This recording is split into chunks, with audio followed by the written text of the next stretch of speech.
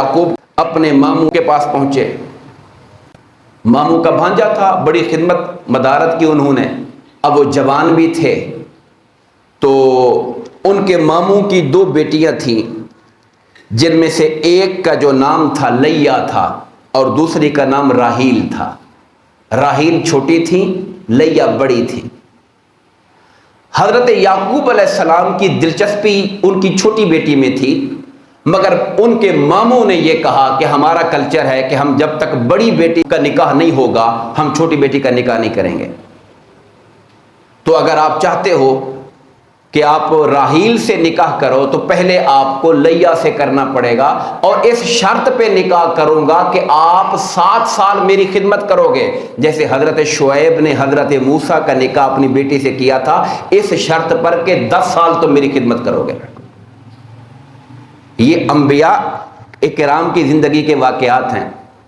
جب حضرت موسیٰ علیہ السلام نے حضرت شعیب علیہ السلام سے پیغام نکاح دیا, انہوں نے کہا اس شرط پہ نکاح کروں گا, میرا تو اولاد کوئی نہیں ہے, بیٹا کوئی نہیں, بیٹیاں ہیں میری, تم یہاں پہ 10 سال تک میری خدمت کرو گے, اس کے بعد جہاں مرضی چلے جانا. انہوں نے بھی وہ قبول کیا تھا. حضرت یعقوب علیہ السلام نے بھی قبول کر لیا. جب ان کے 7 سال پورے ہو گئے تب انہوں نے ان کی چھوٹی بیٹی راحیل سے نکاح کیا. آپ کے ذہن میں خیال آئے گا 2 بیٹیوں سے ایک وقت میں نکاح کرنا تو حرام ہے, شریعت اسلامیہ میں حرام ہے, شریعت محمدیہ علی صاحب الصلاۃ میں حرام ہے, پچھلی شریعتوں میں ابھی حرام نہیں ہوئی تھی. جیسا کہ اس سے پہلے حضرت آدم علیہ السلام کے زمانے میں بہن بھائیوں کا بھی نکاح ہو رہا تھا. اس زمانے میں شریعت آہستہ آہستہ احکامات میں تبدیلی آتی رہی. جو دین کے بنیادی اصول ہیں ان میں تبدیلی نہیں آتی, لیکن جو شریعت کے تفصیلی احکامات ہیں, ڈیٹیل ورژن ہے, اس کے اندر ارتقاء ہوتا رہا. اور آقا نامدار جیسے پچھلی امتوں میں سجدہ تعظیمی جائز تھا, آپ تعظیم کے لیے کسی کے سامنے سر رکھ کے سجدہ بھی کر سکتے تھے عزت کے لیے, لیکن میرے آقا کی شریعت میں سجدہ تعظیمی حرام کر دیا گیا.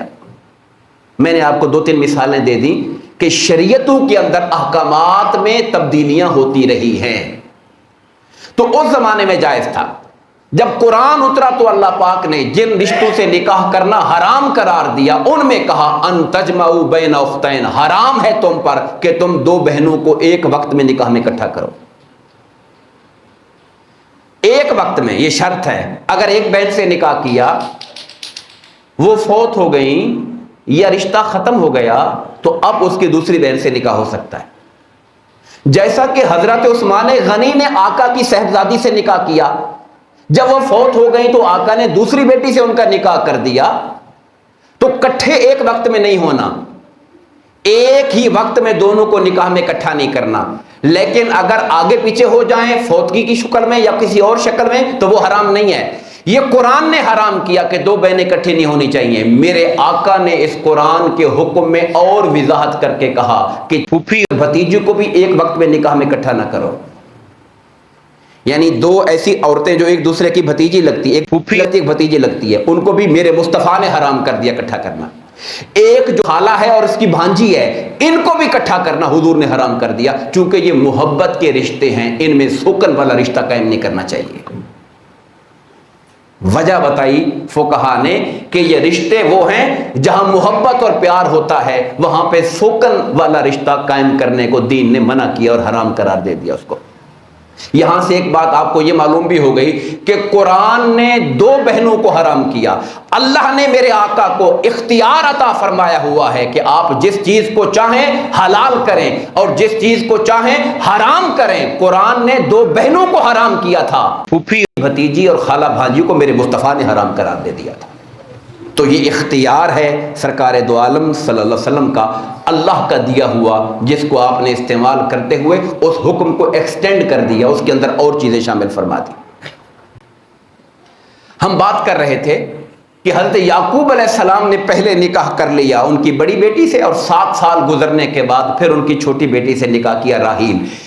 وہ جو راحیل تھی حضرت یعقوب علیہ السلام کی بیوی, ان سے حضرت یوسف علیہ السلام پیدا ہوئے تھے, اور انہی سے ان کے چھوٹے بھائی بنیامین پیدا ہوئے تھے، اور حضرت بنیامین کی پیدائش پر حضرت راحیل فوت ہو گئی تھی۔